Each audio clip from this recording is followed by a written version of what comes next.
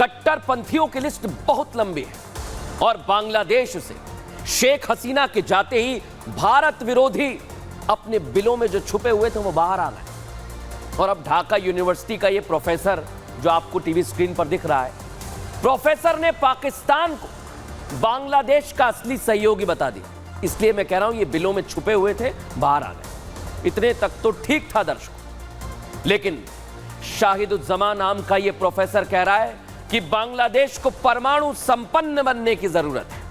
धमकी टाइप की दे रहा है, समझिए इसे। कहने को ये प्रोफेसर है, लेकिन कह रहा है कि भारत एक बहुत बड़ा खतरा है और पाकिस्तान दोस्त है।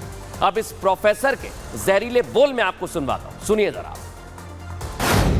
In order to change the Indian habitual perception, our only answer, as I feel, is nuclearization. Nuclearization does not mean that we have to be a nuclear power. Nuclearization, I mean that we have to develop a nuclear treaty with our former adversary, Pakistan. Pakistan is the most reliable, trustworthy security ally of Bangladesh. देख लिया दर्शकों आपने। और अब सबसे बड़ी बात यह कि देश तोड़ो इसी संदेश के साथ यह आतंकी जमात चल रही है, जिसमें एक और चेहरा है जाकिर नाइक का दर्शकों। और यह कट्टरपंथी प्रोफेसर क्या कर रहा है? परमाणु धमकी दे रहा है। जाकिर नाइक क्या कर रहा था? जिहादी धमकी दे रहा था। और अब एक और आ गया है, छोटा लादेन, जो भारत को खत्म करना चाहता है। लेकिन यह पूरी ब्रिगेड काम कर रही है दर्शकों, और इस ब्रिगेड को कामयाब नहीं होने देना है। लेकिन सोचिए दर्शकों, जब यह ब्रिगेड इस तरह से काम करती है और भारत के विरोध में काम करती है तो क्या होगा, वो भी मैं आपको जानकारी दे रहा हूं। क्योंकि देश तोड़ो आतंकी जमात में विदेश में बैठा आतंकी जाकिर नाइक भी भारत विरोधी जहर उगल रहा है। दोनों को तो मैंने आपको सुनवा दिया। रुक रुक कर वो अपने बिल से बाहर निकलता है और फिर वापस अपने बिलों में छिप जाता है। जाकिर नाइक भगोड़ा है, आतंकी है, और भारत के मुसलमानों को भड़काने की पूरी कोशिश वक्त वक्त पर करता है। मोदी विरोधी नैरेटिव गढ़ता है, भारत विरोधी नैरेटिव गढ़ता है, ताकि मुसलमानों को बरगलाया जा सके। वक्फ संशोधन बिल को लेकर भी यही कर रहा है। मस्जिद और मदरसा छीनने का डर दिखा रहा है, बरगला रहा है, जो कि एक बहुत बड़ा झूठ है। लेकिन आप सुनिए कैसे ये बरगलाने का काम कर रहे हैं भारत के खिलाफ। There are 211 million Muslims in India, and that's approximately the statistics of the government also. 14.6% of the Indian population, they are Muslim. Even if 5 million Muslim, even 2.5% of the Muslim, if they send the objection and they reject this Waqf Board amendment bill, it will be stopped. लेकिन दर्शकों, ये अपने plan में कामयाब नहीं होने वाले हैं। क्यों मैं ऐसा कह रहा हूं? क्योंकि भारत अखंड है और उसे तोड़ने की कोशिश कई बार की, कई आए और कई चले गए, लेकिन वो कामयाब नहीं हो पाए। लेकिन भारत विरोधी ताकतें और भारत में कुछ लोग पूरी कोशिश में जुटे हुए, तरह तरह के हथकंडे अपना रहे हैं। लेकिन भारत के पास एक मजबूत नेतृत्व है। प्रधानमंत्री नरेंद्र मोदी देश को सशक्त बनाने के साथ ही विकास के मार्ग पर चलने की बातें कहते हैं और देश विरोधी ताकतों से लड़ने के लिए भी पूरी तरह से एक्टिव है। जाकिर नाइक के प्रोपेगेंडा वीडियो को लेकर केंद्रीय मंत्री किरण रिजिजू का बयान सामने आया दर्शकों, जिसमें वो कह रहे हैं कि झूठ फैलाने की कोशिश हो रही है, जिसे कामयाब नहीं होने दिया जाएगा। और देखिए आप कैसे उन्होंने जाकिर नाइक को जवाब दिया, सुनिए जरा। हमारे पास हजारों मुसलमानों का प्रतिनिधि आए हैं, सबसे मिले हैं और ज्यादातर मुसलमानों में इसको समर्थन भी कर रहा है। हमारा लोकतंत्र देश में अपना बात रखने का आजादी है। मेरे पास वीडियो आया है कि सारा मुसलमानों का मस्जिद, जमीन जो है गवर्नमेंट छीनने जा रहा है। इस तरह का झूठ बातें कौन बोल रहे हैं? ऐसे कोई कर सकते हैं कि इस देश में कानून है, संविधान है, कोर्ट है।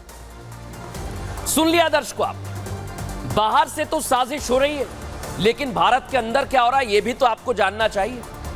क्योंकि नफरत के पत्थर भारत में अब जगह जगह चलने लगे हैं। क्या ये कोई बहुत बड़ी साजिश है? और अगर साजिश है तो इसका पक्का इलाज क्या है?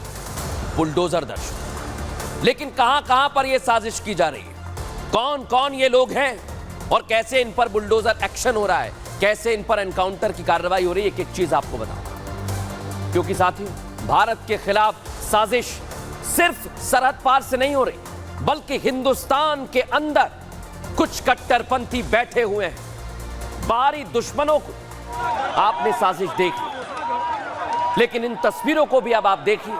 जो देश के अंदर के दुश्मन है उन्हें पहचानिए दर्शकों, जो भारत में भी बांग्लादेश जैसी अराजकता का माहौल बनाना चाहते हैं। और इसके लिए इनका सबसे बड़ा टूल क्या है?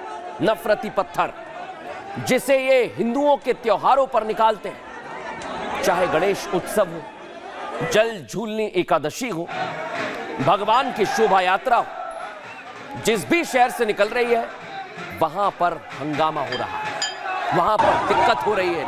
गणपति पंडाल में लोग पूजा करने के लिए जाते हैं तो इनका खून जलता है और फिर ये हिंदू आस्था को निशाना बनाते हैं। दर्शकों, पिछला एक हफ्ता मैं कह रहा हूं दर्शकों, इन कट्टरपंथियों के लिए मानो पथराव वीक रहा।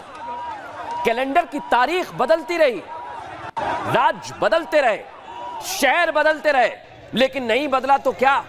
इनकी घिनौनी साजिश, इनकी नफरती साजिश, जहां ये पत्थर फेंकते हैं। लेकिन दर्शकों, आज मैं आपको बताता हूं कि कहां कहां पर इन लोगों ने साजिश की है और कैसे इन लोगों ने साजिश की, क्योंकि एक एक करके जो साजिश हो रही है उसे अब बेनकाब करने का वक्त आ गया है। अब मैं आपको बताता हूं कहां कहां पर किस तरह से ये साजिश की जा रही है। आइए दर्शकों, आपको दिखाते हैं। ये देखिए, सबसे पहले सूरत में साजिश को अंजाम दिया गया।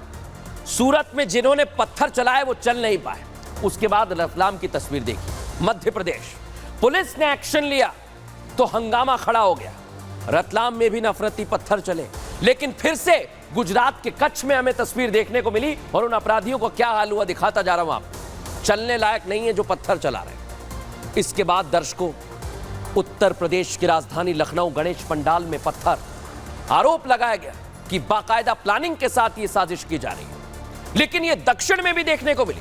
कर्नाटक के मांड्या में पत्थर चले, यहां पर भी कड़ा एक्शन की मांग की गई है दर्शकों। लेकिन ये कौन लोग हैं जो अब उत्तर प्रदेश के महोबा तक पहुंच गए? और सिर्फ महोबा इनके निशाने पर नहीं है दर्शकों। आज ही मैं आपको बता रहा हूं, अंबेडकर नगर में भी, उत्तर प्रदेश के अंबेडकर नगर में भी इसी तरह की नफरती साजिश की गई।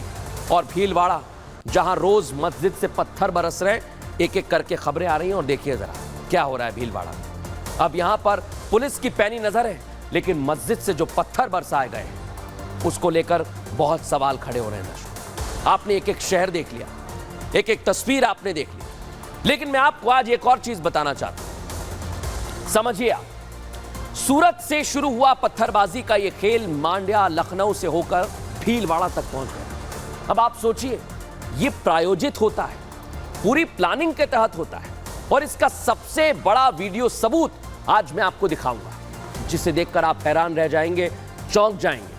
आपके त्योहारों पर पत्थरबाज गैंग की नजर है। ऐसा दर्शकों मैं क्यों कह रहा हूं? आइए आपको मैं आज एक एक तस्वीर दिखाने वाला हूं। मैंने आपको बताया था पूरा एक्सरे करेंगे।